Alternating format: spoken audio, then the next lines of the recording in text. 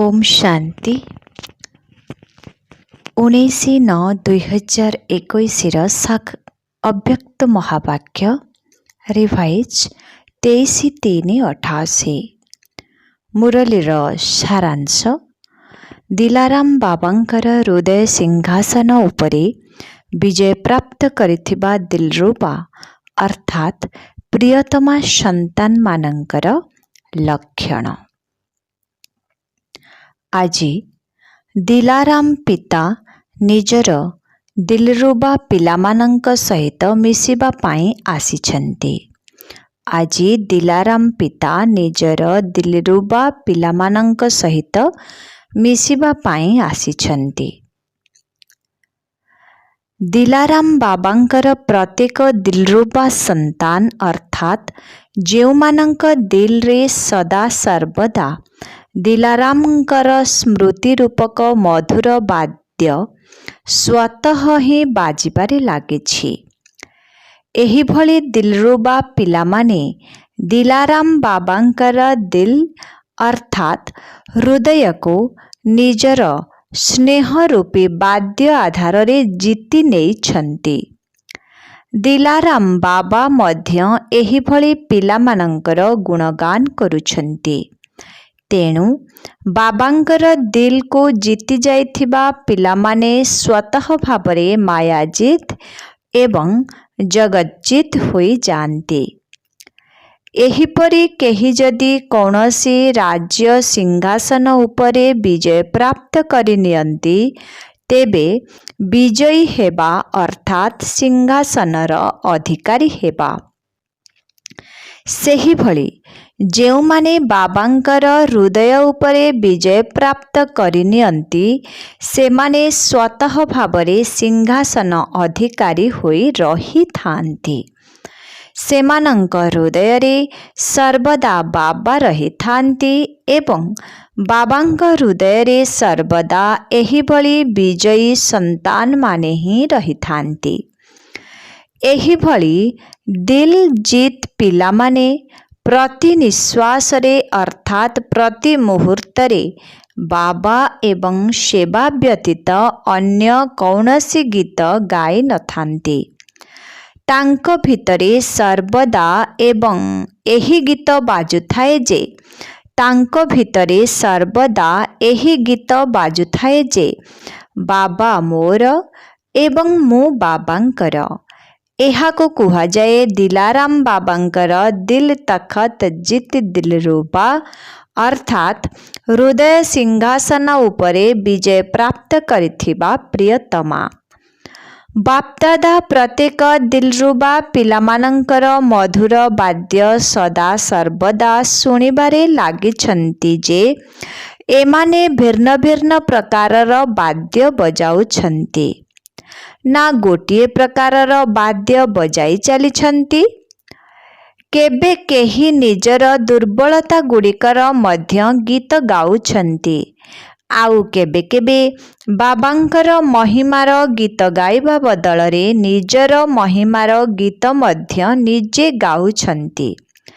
किंतु बाबांक भितरे तो तुमे माने ही अछ अर्थात बाबांकर महिमा भितरे तुममानंकर महिमा मध्य निश्चित रहिछि। तेणु बाबांकर महिमार गीत गाइबा ही सर्वश्रेष्ठ वाद्य बा संगीत अटे।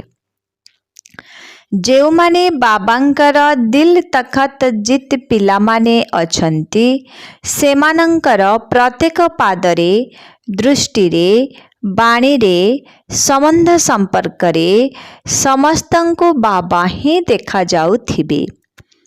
जदिओ सुनाउथिबा मुख तांकर होइथिबो किंतु सेमानंकर शक्तिशाली स्नेह भरा बाणी स्वतः ही बाबांको प्रत्यक्ष करुथिबो।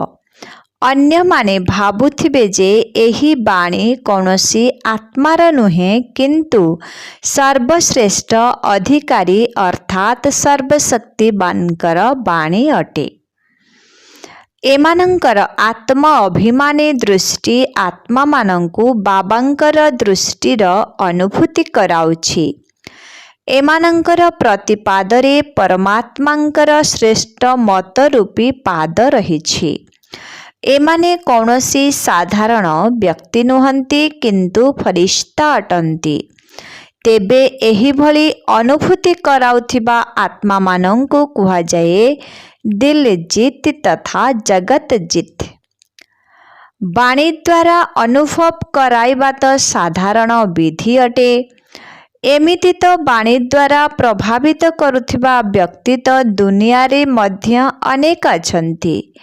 କିନ୍ତୁ ତୁମମାନଙ୍କର ବାଣୀର ବୈଶିଷ୍ଟ୍ୟ ହେଲା ଯେ ଏହା ପରମାତ୍ମାଙ୍କର ସ୍ମୃତିକୁ ଜାଗ୍ରତ କରାଉଥିବ। ବାବାଙ୍କୁ ପ୍ରତ୍ୟକ୍ଷ କରିବାର ସିଦ୍ଧି ଆତ୍ମାମାନଙ୍କୁ ସଦ୍ଗତିର ରାସ୍ତା ଦେଖାଉଥିବ। ଏହା ହିଁ ତୁମମାନଙ୍କର ଭେର୍ନତା ଅଟେ। ଯଦି କେହି ତୁମର ଏଭଳି ମହିମା ମଧ୍ୟ କରିଦିଅନ୍ତି ଯେ ଇଏ ବହୁତ ଭଲ, ଏହାଙ୍କର ଶୁଣାଇବାର କଳା ବହୁତ ଭଲ ବା ଏହାଙ୍କର ବାଣୀରେ ଅଧିକାରୀପଣିଆ ରହିଛି, ତେବେ ଏହିଭଳି ମହିମା ତ ଅନ୍ୟ ଆତ୍ମାମାନଙ୍କର ମଧ୍ୟ ହେଉଛି। କିନ୍ତୁ ତୁମମାନଙ୍କର ବାଣୀ ଦ୍ୱାରା ବାବାଙ୍କର ମହିମାର ଅନୁଭୂତି ହେବା ଦରକାର। ତୁମମାନଙ୍କର ଏହି ସବୁ ବିଶେଷତା ଗୁଡ଼ିକ ହିଁ ପ୍ରତ୍ୟକ୍ଷତାର ପରଦା ଖୋଲିବାର ଆଧାର ଅଟେ। ତେଣୁ ଯାହାଙ୍କ ହୃଦୟରେ ସଦାସର୍ବଦା ଦିଲାରାମ ବିରାଜମାନ କରୁଛନ୍ତି, ସେମାନଙ୍କର ମୁଖରୁ ବାହାରୁଥିବା ଦିଲ୍ର ଶବ୍ଦ ମଧ୍ୟ ଦିଲାରାମକୁ ସ୍ୱତଃ ହିଁ ପ୍ରତ୍ୟକ୍ଷ କରିବ। ତେଣୁ ଏହି କଥା ଚେକ୍ କର ଯେ ମୋର ପ୍ରତିପାଦ ଦ୍ୱାରା ବାଣୀ ଦ୍ୱାରା ବାବାଙ୍କର ପ୍ରତ୍ୟକ୍ଷତା ହେଉଛି। ମୋର ପ୍ରତ୍ୟେକ ବାଣୀ ବାବାଙ୍କ ସହିତ ସମ୍ବନ୍ଧ ଯୋଡ଼ିଦେବା ଭଳି ଅଟେ।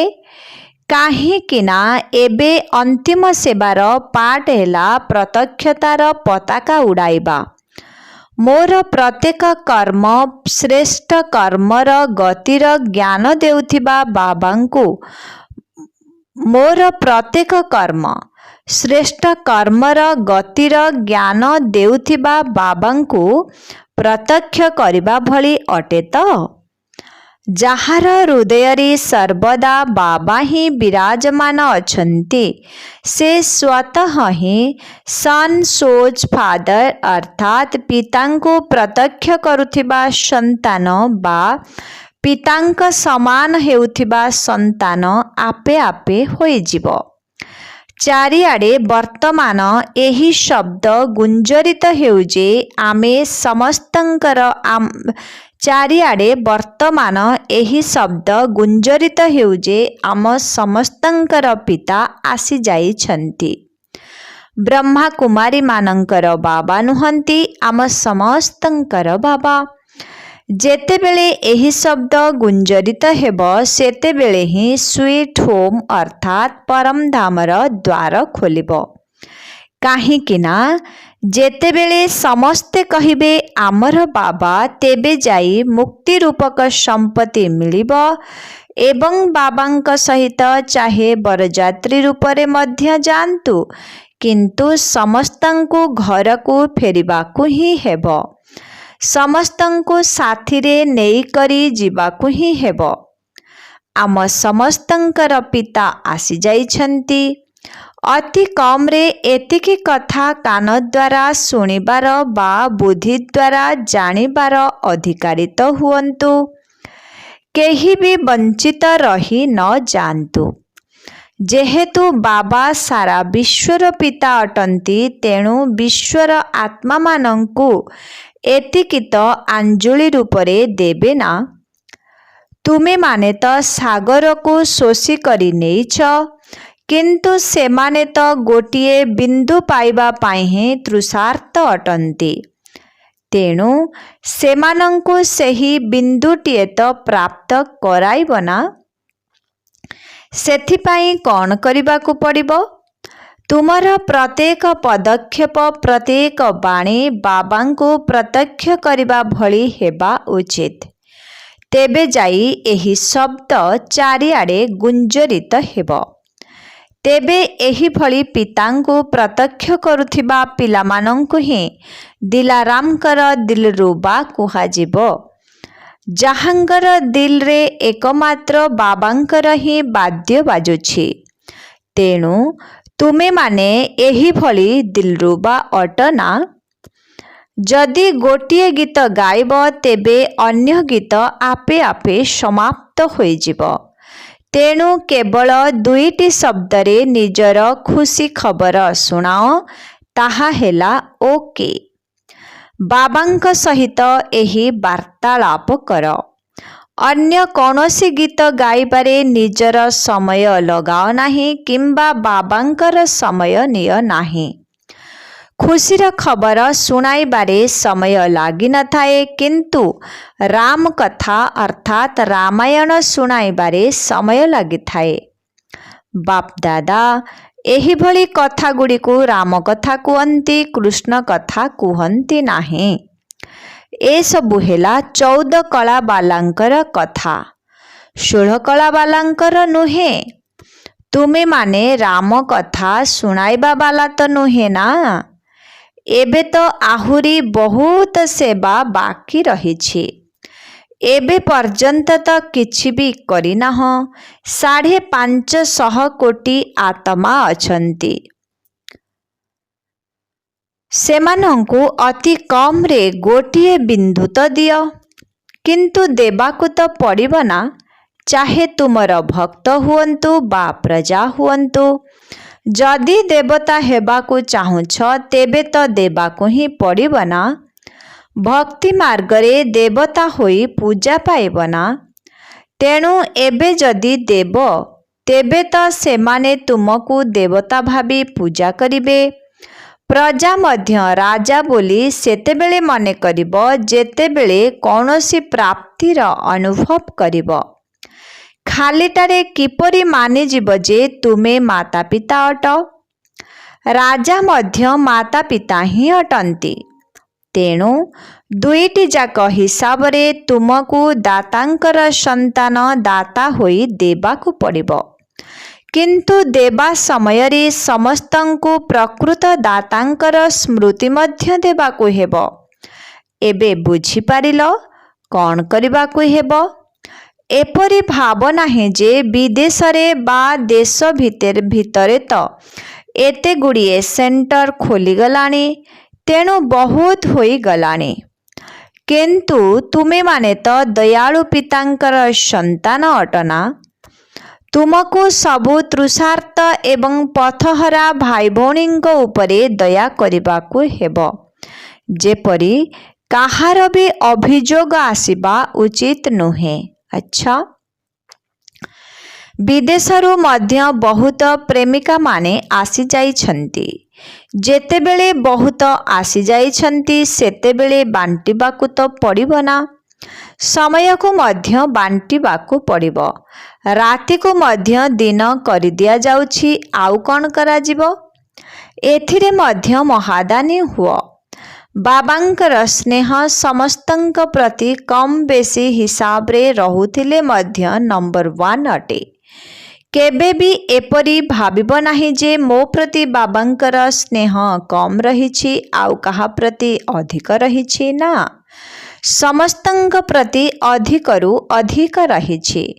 ଯଦିଓ ବାଣୀ ଦ୍ୱାରା କେତେବେଳେ କାହାକୁ ଅଧିକ କହିଦେଉଛନ୍ତି, କେତେବେଳେ କମ୍ କହିଦେଉଛନ୍ତି, କିନ୍ତୁ ଆନ୍ତରିକ ସ୍ନେହ ବାଣୀ ଦ୍ୱାରା ବାଣ୍ଟିବା ହୋଇଯାଏ ନାହିଁ। ବାବାଙ୍କ ଦୃଷ୍ଟିରେ ପ୍ରତ୍ୟେକ ସନ୍ତାନ ନମ୍ବର 1 ଅଟେ। ଏବେ ନମ୍ବର ତ ପ୍ରକାଶିତ ହେବ ନାହିଁ। ଯେପର୍ଯ୍ୟନ୍ତ ନମ୍ବର ପ୍ରକାଶ କରାଯାଇ ନାହିଁ ସେ ପର୍ଯ୍ୟନ୍ତ ସମସ୍ତେ ନମ୍ବର 1 ଅଟ, କାରଣ କେହି ବି ନମ୍ବର 1 ହୋଇପାରିବ। ପୂର୍ବରୁ ମଧ୍ୟ କହିଛି ନା, ଯାହା ବି ହେଉ ବ୍ରହ୍ମା ସର୍ବଦା ନମ୍ବର 1 ହିଁ ରହିବ। କିନ୍ତୁ ଫାଷ୍ଟ ଡିଭିଜନ ଅର୍ଥାତ୍ ପ୍ରଥମ ଶ୍ରେଣୀରେ ଆସିବା ଅର୍ଥ ବ୍ରହ୍ମା ବାବାଙ୍କ ସାଥିରେ ପ୍ରଥମ ନମ୍ବରରେ ଆସିବା। ସେମାନଙ୍କୁ ମଧ୍ୟ ନମ୍ବର 1 କୁହାଯିବ।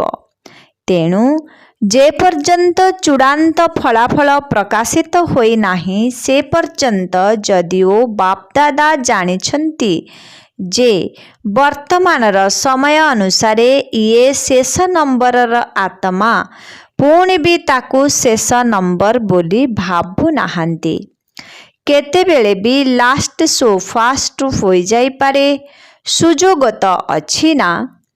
केबे केबे कौन हुए जो माने बहुत तीव्र बेगरे चालू थांती से माने समय पाखापाखी होई आसिले थकी जाती एवं जो माने धीरे धीरे चालू थांती किंतु विधिपूर्वक चली थांती से माने पहुंची जाती किंतु एमाने अटकी जाती। सेथिपाई वर्तमान बाबांक दृष्टि रे समस्ते नंबर 1 अटंती। जेतेबेले फलाफल प्रकाश हेबो सेतेबेले कुहा जाए ये फास्ट ये लास्ट। एबे कुहा जाई पारिबो नाही। सेथिपाई केवल निज उपरे निश्चय रखी उड़ी चलो। बाप दादांकर समस्तंक प्रति आगको उड़ाइबार आंतरिक स्नेह रहिछि। जदि भी केबे काहाकू दुई शब्द कम कही देउछंती एहार अर्थ नुहे जे तांको प्रति स्नेह कम अछि। हृदय रे मध्य पितृ स्नेहर श्रेष्ठ शुभकामना सदा सर्वदा भरी रहिछि। जदि केवल दुईटी शब्द मध्य कहउछंती जे उड़ी चाल तेबे एथिरे मध्य स्नेहर सागर समाहित होई रहिछि।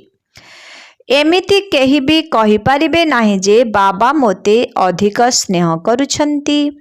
जदि केही एमिति कहूछि तेबे ताकू कुह तुम ठारू मध्य अधिक स्नेह मोते करुछंती एवं वास्तवरे मध्य करुछंती। खालीटारे कहूनाहांती बा केवल मन खुशी करिबा पाई कहूनाहांती। बाबा तो जानिछंती ना जे अधा कल्प एमाने केते भटकिछंती, केते क्लांत होई जाइछंती, केते आड़े घूरी घूरी भ्रमित होई 5000 वर्ष परे मिलिछंती। बाबा मध्य केते खोजी खोजी पिलामानंकु बाहर करिछंती।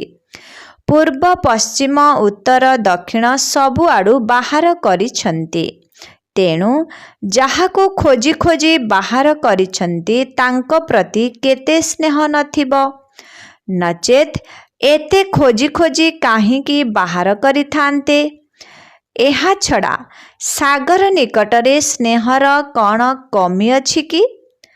एहा तो दिलाराम को ही जना अछि जे प्रत्येकंक प्रति तांक दिल भितरे केते स्नेह रहिछि। जहा भी हेउ किंतु स्नेहरे समस्ते पास होई जाइछ। बाबांक प्रति स्नेह थिबार प्रमाण पत्र तो बाबा प्रथमरु ही देई देइछंती। अच्छा, चारिआडर अति स्नेह भरा हृदयर वाद्य सुनाउथिबा दिलारामकर दिलरुबा मानंको सर्वदा प्रत्येक कर्मरे सन सोच फादर अर्थात पितांको प्रत्यक्ष करुथिबा संतान मानंको सर्वदा निजर प्रत्येक बाणी द्वारा बाबांक सहित संबंध जोड़ुथिबा सर्वदा निजर आत्मिक दृष्टि द्वारा आत्मा मानंको बाबांकर अनुभव कराउथिबा एही भली भावरे बाबांको प्रत्यक्ष करुथिबा दिल तखत जित माया जित पिला मानंको दिलाराम बाबांकर याद प्यार एवं नमस्ते। ऐसे मीठे मीठे प्यारे प्यारे बाप दादा को हम बच्चों की बहुत बहुत याद प्यार गुड मॉर्निंग और नमस्ते। व्यक्तिगत साक्षात। एकरे जोगर शक्ति सर्वदा सबु कार्य आगको बढ़ाई चली। जोगर शक्ति सबुदिन पाई शक्तिशाली कर देउछि। जोगर शक्तिर अनुभूति सर्वश्रेष्ठ अनुभूति अटे। एही शक्ति प्रत्येक कार्य सफलतार अनुभव कराई थाए। मु एही शक्तिर अनुभव आधार रे आगको बढ़ुथिबा आत्मा एही कथा को स्मृति रे रखी जेते आगको बढ़िबा को चाहिबो बढ़ी पारिबो। एही शक्ति आधार रे विशेष सहयोग मध्य प्राप्त होई चलिबो। दुईरे सर्वदा प्रत्येक कार्य करिबा समय रे निजको साक्षी स्थिति रे स्थित रखी कार्य कराउथिबा स्वतंत्र आत्मा रूप रे अनुभव करुछ। साक्षी पणियार स्थिति सर्वदा प्रत्येक कार्य को सहज रे सफल करि देई थाए। साक्षी पणियार स्थिति केते प्रिय लागि थाए। साक्षी स्थिति रे रही कार्य करुथिबा आत्मा सर्वदा समस्तंक ठारू अलगा एवं बाबांकर प्रिय होई थाए। तेणु एही अभ्यास द्वारा कर्म करुथिबा अलौकिक आत्मा अटे। अलौकिक अनुभूति करुथिबा अलौकिक जीवन अथवा श्रेष्ठ जीवनधारी आत्मा अटे। एही निशा रहुछि ना? कर्म करिबा समय रे एही अभ्यास को बढ़ाई चल। एही अभ्यास कर्मातीत स्थिति को प्राप्त कराई देव। एही अभ्यास को सर्वदा आग को बढ़ाई कर्म करिबा समय रे बाबांक ठारू अलगा एवं बाबांकर प्रिय हेबा एहा को कुहा जाए श्रेष्ठ आत्मा। 3 सर्वदा श्रेष्ठ संपत्ति रे भरपूर आत्मा अटे। एही भली अनुभव करुछ।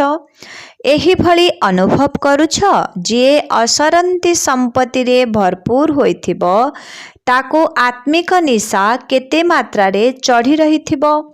मु सर्वदा सर्व संपत्ति रे भरपूर अटे। एही भली आत्मिक खुशी आधार रे आग को बढ़ी चल।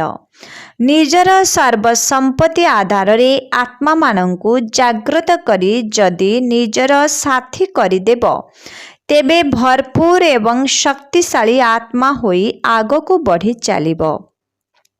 4 सर्वदा बुद्धि रे एही स्मृति रहुछि ना? बाबा निर्देशकर्ता होई सबु कार्य कराउछन्ति। मु केवल निमित्त अटे। निजको निमित्त मने करी कार्य करुथिबा आत्मा सर्वदा हल्का अर्थात निश्चिंत स्थिति रे रहिथान्ति। काहेकि ना निर्देशकर्ता हिसाब रे सबु दायित्व बाबांकर ही अटे। जेतेबेले मु करुछि बोली स्मृति रहुछि सेतेबेले भारी होई जाउछ एवं बाबा कराउछन्ति भाबिबा द्वारा हल्का होई जाउछ। तेणु मो निमित्त अटे। निर्देशकर्ता बाबा ही सबु कार्य कराउछन्ति, चालक होई चलाउछन्ति। एहा को ही कुहा जाए चिंता मुक्त राजा। तेणु निर्देशकर्ता बाबा सबु कार्य कराउछन्ति। एही विधि द्वारा सर्वदा आग को बढ़ी चल। 5 बाबांकर छत्र छाया तले रहुथिबा मु एक श्रेष्ठ आत्मा। एही भली अनुभूति हेउछि। जेउमाने वर्तमान छत्र छाया तले रहिबे सेही माने ही भविष्यतरे छत्रधारी हेबे। तेबे सर्वदा छत्र छाया तले रहुथिबा मु भाग्यवान आत्मा। एही भली खुशी अनुभव हेउछि। कारण छत्र छाया ही सुरक्षार साधन अटे। एही छत्र छाया भितर को केही भी आसी पारिबे नाही। तेणु मु सर्वदा बाबांक छत्र छाया भितरे रहिछि। एही चित्र को सर्वदा सम्मुखरे रख। 6 सर्वदा निजर आत्मिक फरिश्ता स्वरूप स्मृति रे रहुछि। ब्राह्मणरु फरिश्ता, फरिश्तारु देवता। एही प्रश्नर उत्तर पाई जाइछ ना? प्रश्न गुड़िक समाधान करिबा पाई तो जଣା अछि ना? गोटिए सेकेंड रे ब्राह्मणरु देवता एवं देवतारु चक्र लगाई पुनर्बार ब्राह्मण एवं पुणी देवता। तेबे हम सो हम अर्थात मु ही कल्प पूर्वर सेही आत्मा जिए कि शूद्ररु ब्राह्मण एवं ब्राह्मणरु देवता होइथिली।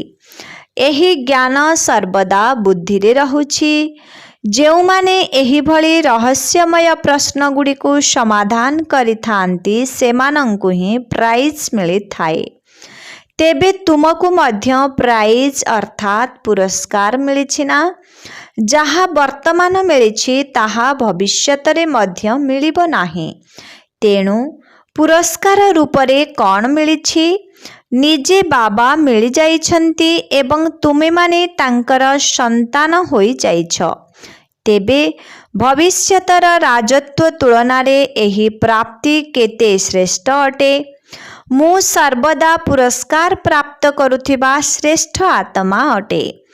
एही निशा एवं खुशी रे आगको बढ़ी चल। जदि एही रहस्ययुक्त प्रश्न एवं पुरस्कार सर्वदा स्मृति रे रहिबो तेबे स्वतः भावरे आगको बढ़ी चलिबो। 7 दृढ़ता ही सफलतार चाबी। एही विधि द्वारा सर्वदा सफलता को प्राप्त करुथिबा मु श्रेष्ठ आत्मा अटे। एही भली अनुभव हेउछि। दृढ़ संकल्प रूपी विशेषता प्रत्येक कार्य सहजरे सफलता को प्राप्त कराई विशेष आत्मा करि देउछि एवं कौनसी भी कार्य जेतेबेले विशेष आत्मा होई जाउछ सेतेबेले समस्तंकर आशीर्वाद स्वतः भावरे मिली जाउछि। एमिति स्थूल रूपरे केही आशीर्वाद देउ नाहंती, किंतु एहा सूक्ष्म आशीर्वाद अटे जहा द्वारा आत्मा भितरे शक्ति भरी जाउछि एवं स्व उन्नति रे मध्य सहजरे सफलता प्राप्त होई जाउछि। तेणु सर्वदा दृढ़ता रूपक महानता आधार रे सफलता को प्राप्त करुथिबा एवं समस्तंकर आशीर्वाद नेउथिबा मु श्रेष्ठ आत्मा अटे। एही स्मृति द्वारा आगको बढ़ी चल। आजिर वरदान आत्म अभिमानी स्थितिर सुगंध आधार रे समस्तंकु परमात्मा संदेश प्रदान करुथिबा विश्व कल्याणकारी हुओ। आत्म अभिमानी स्थितिर सुगंध आधार रे समस्तंकु परमात्मा संदेश प्रदान करुथिबा विश्व कल्याणकारी हुओ। जदि समस्त आत्मिक शक्ति गुड़ी को निज भितरे धारण करिनेब तेबे आत्मिक वृत्तिर सुगंध सहजरे अनेक आत्मा को निज आड़को आकर्षित करिब। जेपरी मानसिक शक्ति आधार रे प्रकृति को तमो प्रधान रु सतो प्रदान करुछ, सेहीपरि विश्वर अन्य आत्मा माने जेउ माने कि तुम मानंक सम्मुख को आसी परिबे नाही, सेमानंकु दूररे रही मध्य तुमे माने निजर आत्मस्मृतिर शक्ति आधार रे बाबांकर परिचय बा मुख्य संदेश देई पारिबो। एही भली सूक्ष्म मेसिनारी को जेतेबेले तीव्र बेगी करिबो सेतेबेले ही जंत्रणाग्रस्त आत्मा मानंकु ईश्वरीय प्राप्ति रूपक आंजुली मिलिबो एवं तुमे माने विश्व कल्याणकारी रूपरे परिचित हेबो। आजिर स्लोगन निज भितरे शुद्ध बा श्रेष्ठ संकल्प को सर्वदा जागृत करी रख, तेबे व्यर्थ स्वतः भावरे सुप्त होई जिवो। निज भितरे शुद्ध बा श्रेष्ठ संकल्प को सर्वदा जागृत करी रख, तेबे व्यर्थ स्वतः भावरे सुप्त होई जिवो। सूचना आज मासर तृतीय रविवार अंतरराष्ट्रीय योग दिवस। बाबांकर समस्त संतान 6:30 ठारू 7:30 पर्यंत विशेष भावरे निजर निराकारी स्वरूप रे स्थित होई शांतिधाम घरे रही परमात्मा शक्ति गुड़ी को अनुभव करने सहित सारा विश्व को शक्तिशाली किरण देवार सेवा करबा हेबे। अच्छा, ओम शांति।